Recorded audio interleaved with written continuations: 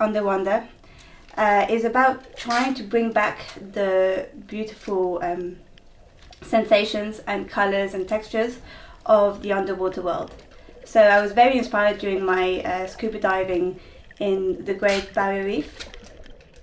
That kind of feeling of pure joy and wonder towards the new life that I could see there really inspired me to try and see whether I could recreate that through an art piece, and whether I could initiate that same sensation in an audience just here in London.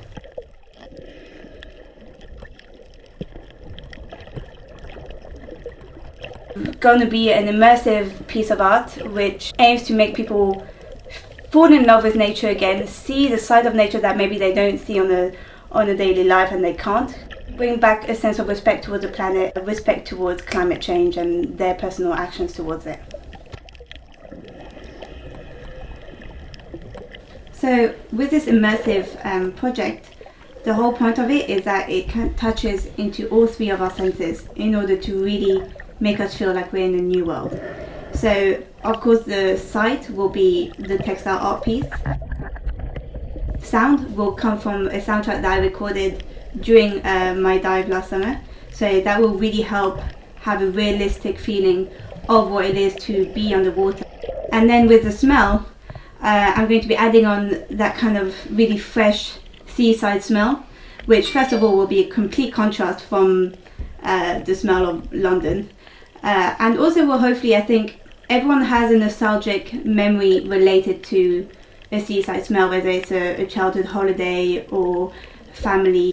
The minute the doors open and they smell that smell, it'll straight away place them into an environment that they know and that they can associate to a specific memory.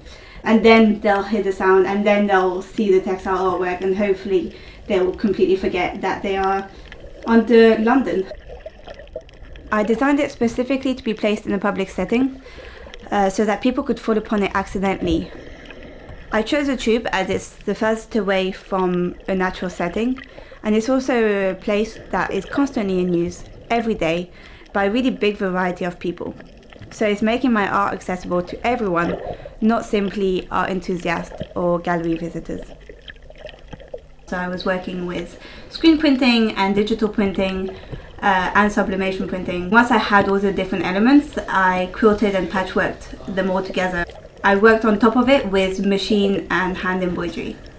I wanted to add that kind of luxurious looking element, but accessible to everyone, hopefully kind of breaking down the stereotype of hand embroidery.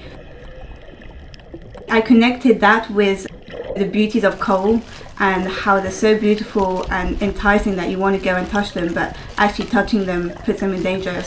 So it's kind of a similar effect with the hand embroidery. You know, it has that shiny effect with the sequins and the light that makes people want to go and touch it, but actually is quite a fragile piece of work. And again, that added to the immersive part of the project, really creating an environment that wasn't just a flat piece of artwork, but that was, falling from all around you. So from the ceilings you had flowers and plants falling on you. From the chairs you felt like you were sitting within the world of the coral, so that you really felt like the creatures were three-dimensional, that you felt like you wanted to go and touch the fish like you do in real life when you are underwater. Different techniques.